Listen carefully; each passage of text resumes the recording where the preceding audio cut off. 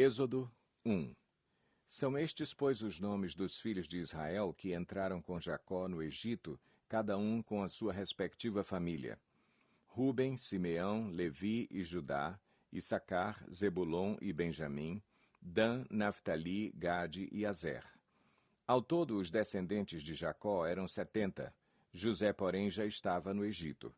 Ora, morreram José, todos os seus irmãos e toda aquela geração. Os israelitas, porém, eram férteis, proliferaram, tornaram-se numerosos e fortaleceram-se muito, tanto que encheram o país. Então subiu ao trono do Egito um novo rei, que nada sabia sobre José. Disse ele ao seu povo: Vejam, o povo israelita é agora numeroso e mais forte que nós. Temos que agir com astúcia, para que não se tornem ainda mais numerosos e, no caso de guerra, aliem-se aos nossos inimigos, lutem contra nós e fujam do país. Estabeleceram, pois, sobre eles chefes de trabalhos forçados para os oprimir com tarefas pesadas.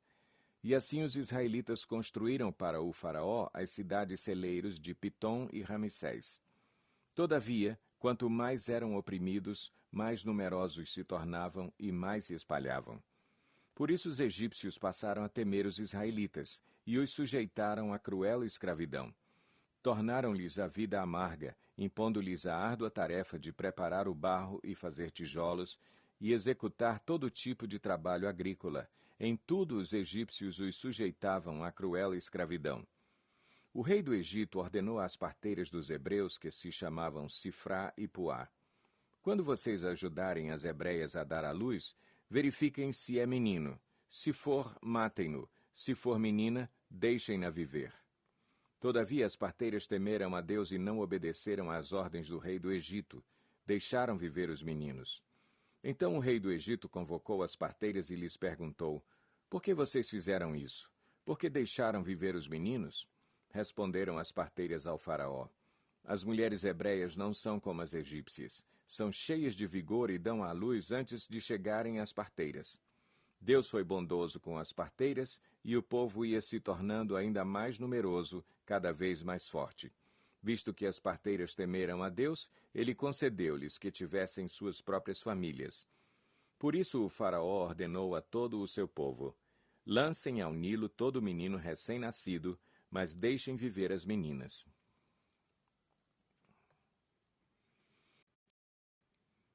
Êxodo 2. Um homem da tribo de Levi casou-se com uma mulher da mesma tribo, e ela engravidou e deu à luz um filho. Vendo que era bonito, ela o escondeu por 3 meses. Quando já não podia mais escondê-lo, pegou um cesto feito de junco e o vedou com piche e betume. Colocou nele o menino e deixou o cesto entre os juncos à margem do Nilo. A irmã do menino ficou observando de longe para ver o que lhe aconteceria. A filha do faraó descera ao Nilo para tomar banho. Enquanto isso, as suas servas andavam pela margem do rio. Nisso viu o cesto entre os juncos e mandou sua criada apanhá-lo. Ao abri-lo, viu um bebê chorando. Ficou com pena dele e disse: Este menino é dos hebreus. Então a irmã do menino aproximou-se e perguntou à filha do faraó: A senhora quer que eu vá chamar uma mulher dos hebreus para amamentar e criar o menino? Quero, respondeu ela. E a moça foi chamar a mãe do menino. Então a filha do faraó disse à mulher: Leve este menino e amamente-o para mim, e eu lhe pagarei por isso. A mulher levou o menino e o amamentou. Tendo o menino crescido, ela o levou à filha do faraó, que o adotou e lhe deu o nome de Moisés, dizendo: Porque eu o tirei das águas. Certo dia, sendo Moisés já adulto, foi ao lugar onde estavam os seus irmãos hebreus e descobriu como era pesado o trabalho que realizavam. Viu também um egípcio espancar um dos hebreus. Correu o olhar por todos os lados e, não vendo ninguém, matou o egípcio e o escondeu na areia. No dia seguinte saiu e viu 2 hebreus brigando. Então perguntou ao agressor: Por que você está espancando o seu companheiro? O homem respondeu: Quem o nomeou líder e juiz sobre nós? Quer matar-me como matou o egípcio? Moisés teve medo e pensou: Com certeza tudo já foi descoberto. Quando o faraó soube disso, procurou matar Moisés, mas este fugiu e foi morar na terra de Midian. Ali assentou-se à beira de um poço. Ora, o sacerdote de Midian tinha 7 filhas. Elas foram buscar água para encher os bebedouros e dar de beber ao rebanho de seu pai. Alguns pastores se aproximaram e começaram a expulsá-las dali. Moisés, porém, veio em auxílio delas e deu água ao rebanho. Quando as moças voltaram a seu pai Reuel, este lhes perguntou: Por que voltaram tão cedo hoje? Elas responderam: Um egípcio defendeu-nos dos pastores e ainda tirou água do poço para nós e deu de beber ao rebanho. Onde está ele? Perguntou o pai a elas. Por que o deixaram lá? Convidem-no para comer conosco. Moisés aceitou e concordou também em morar na casa daquele homem.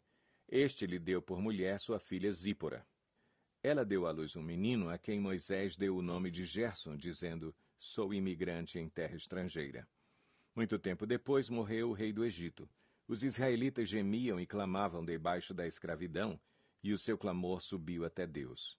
Ouviu Deus o lamento deles e lembrou-se da aliança que fizera com Abraão, Isaque e Jacó. Deus olhou para os israelitas e viu a situação deles.